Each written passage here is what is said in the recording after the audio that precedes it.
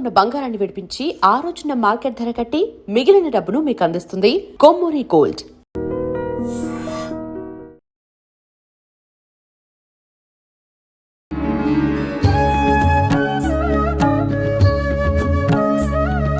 నమస్కారం అండి. నమస్కారం అమ్మా. ఆలయంలో ముఖ్యంగా శివాలయంలో చండీశ్వరుడు ఉంటాడు. ఆయన దగ్గర నుంచే ప్రదక్షిణలు మొదలుపెట్టి ఆయన దగ్గరికే ఎండ్ అయ్యేటట్టుగా ప్రదక్షిణలు చేయాలి. మామూలుగా మాత్రం మనం అందరం కూడా అంటే తెలియని వాళ్ళందరూ కూడా మూలమూర్తి ఎక్కడైతే ఉన్నాడో అక్కడి నుంచి ప్రారంభించి అక్కడికి ఒకటి కంప్లీట్ అయిందని కౌంట్ చేస్తారు. కానీ విధానం అది కాదు అంటారు. ఈ చండీశ్వరుడికి సంబంధించి కొన్ని ఇంకా చెప్తూ ఉంటారు విషయాలు. శివాలయం నుంచి ఏదైనా మనం ఇంటికి తీసుకొచ్చుకోవాలంటే చండీశ్వరుడి యొక్క అనుమతి తీసుకొని మాత్రమే తెచ్చుకోవాలి, లేదంటే అది దోషము అంటూ ఉంటారు.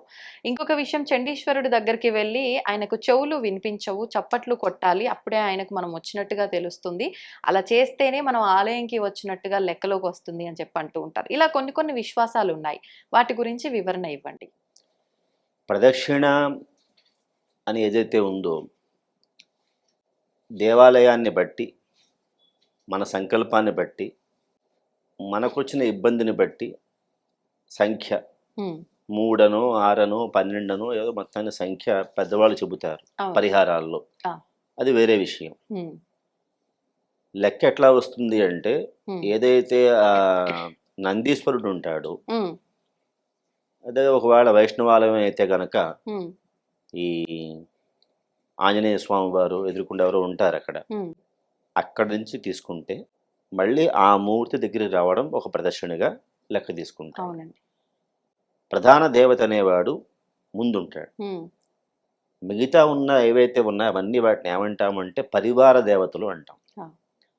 అమ్మవారు కానీ లక్ష్మీ అమ్మవారైనా పార్వతి అయినా, శివాలయం అయితే పరివార దేవతల్లో గణపతి, కుమారస్వామి వారు, ఏమండి అమ్మవారు, ఇలా నందీశ్వరుడు, చండీశ్వరుడు శివాలయంలోకి వస్తాయి, పరిగణనలోకి పరివారంలోకి వస్తాయి.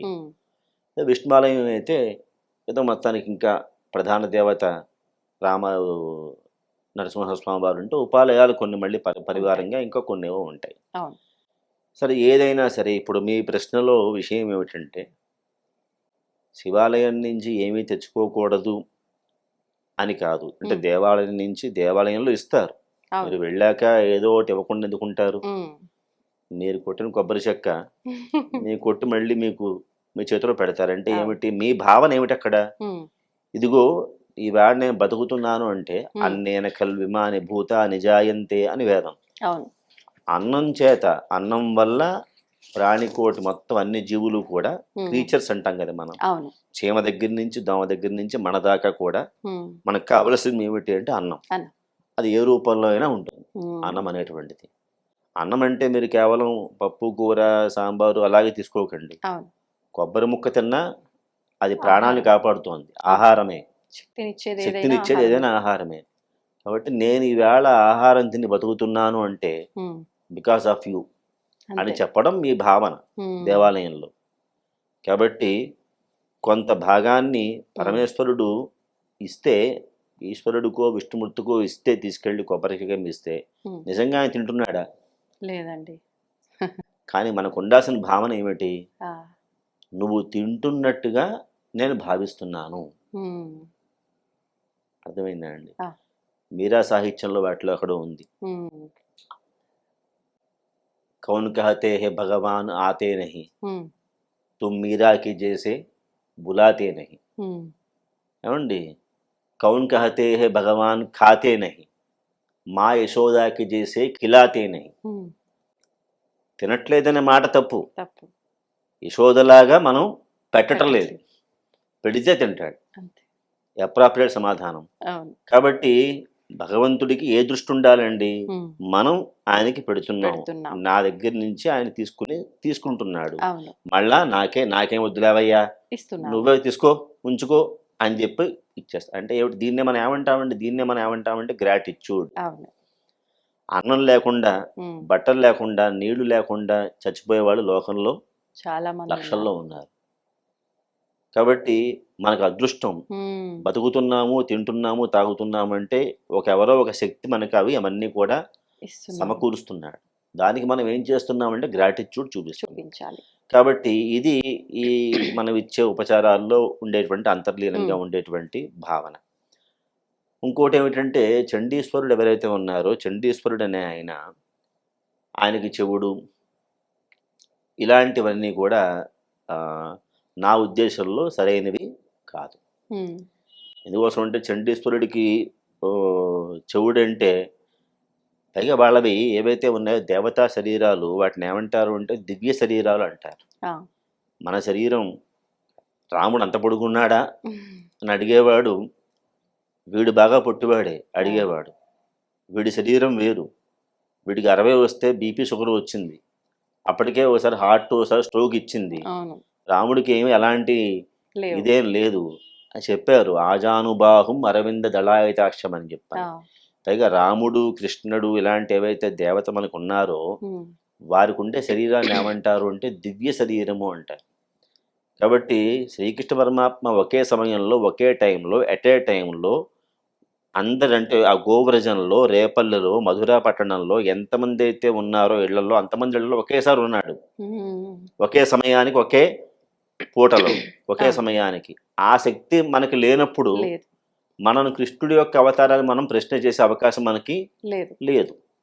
కాబట్టి ఇవి దివ్య శరీరాలు. సరే, ఇప్పుడు ఇలా దివ్య శరీరాలతో ఉన్న వాళ్ళకి మనకున్నట్టుగా జ్వరాలు రంపలు దగ్గులు లాంటివి వాళ్ళకేమీ ఉండవు. ఆ బాడీ అనేది పూర్తిగా వేరు.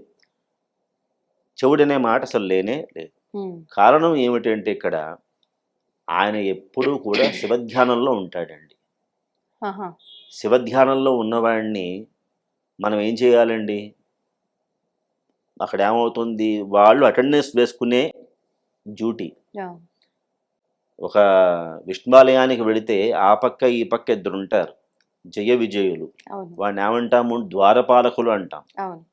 నేను ఎలా వచ్చాను హైదరాబాద్ నుంచి, కాబట్టి సింహాచలం వచ్చాను, శ్రీశైలం వచ్చాను, ఇంకోటి ఏదో వచ్చాను, నాకు కాస్త ఎలో చేయి, లోపలికి పంపించు అని పర్మిషన్ ఇవ్వాల్సింది వాళ్ళు.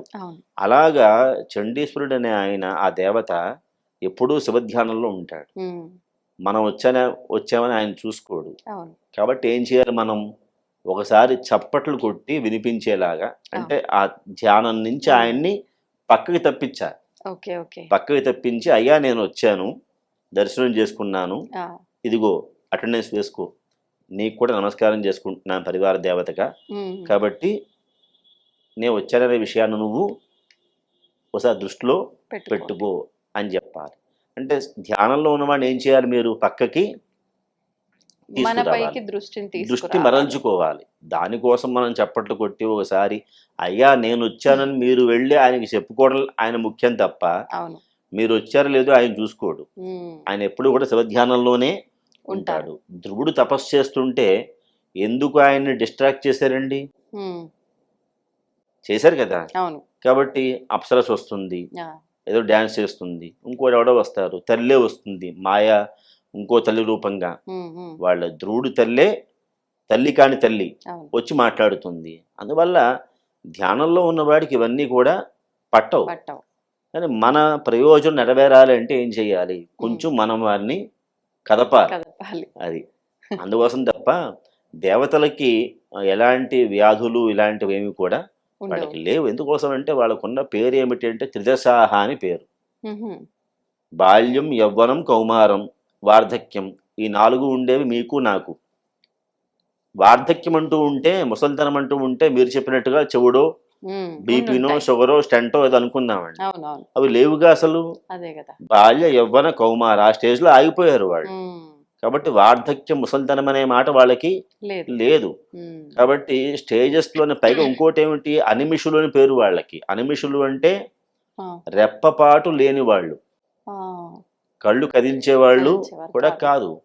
కాబట్టి అలాంటి వాళ్ళ కళ్ళే కదపకుండా అంత ఏకాగ్రతగా ఉన్నవాడికి మనం ఏవో కొన్ని అంటకట్టడం అనేటువంటిది కేవలం మన యొక్క అవివేకం. మూర్ఖత్వం అంటే సమాజం మళ్ళీ హర్షించదు, మేమంతా మూర్ఖులమా అనుకుంటారు. కాబట్టి అది మన యొక్క ఆలోచన. ఏదైనా ఇందులో ఉన్న సారాంశం ఏమిటి అంటే వారిని తెలియకుండా ముందుగా అసలు ఫస్ట్ మాట్లాడటం అనేది చేయకూడదు.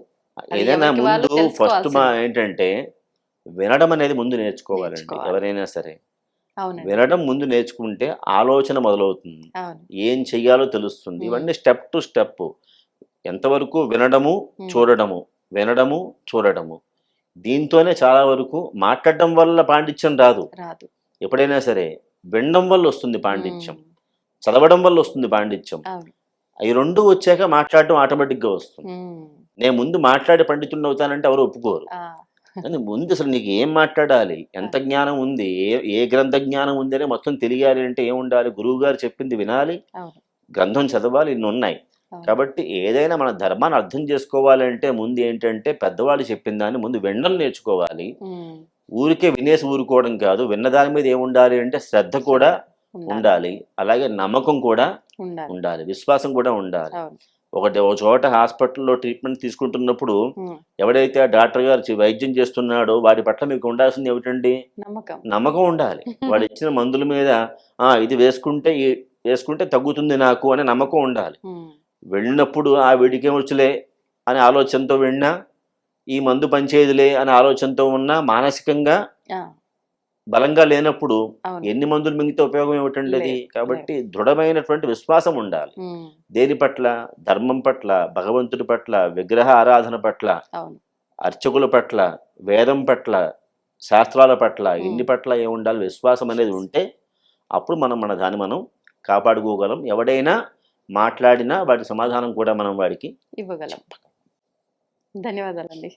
And for more videos, Please subscribe to iDream. Please subscribe to iDream. Please subscribe iDreams. And please subscribe to iDream. For more videos, subscribe to iDream. please like, share and subscribe to the channel. Congratulations, iDream. Subscribe to iDream. Subscribe to iDream. So subscribe to iDream Media. iDream ki iDream team andarki huge congratulations. Please subscribe iDream Media. Please subscribe to iDream. Subscribe iDream. Please subscribe to iDream. iDream అంటే నా కళల channel subscribe చేసుకున్న నోరు తిరుగుతలేదు, మీరైతే గంట గుర్తు కొట్టండి. For more such videos, please subscribe to iDream. Subscribe to iDream. Please subscribe to iDream. Please subscribe iDream Media. Please do subscribe to iDream. Please subscribe to iDream Media. For best entertainment and information, please subscribe iDream. And don't forget to subscribe to iDream.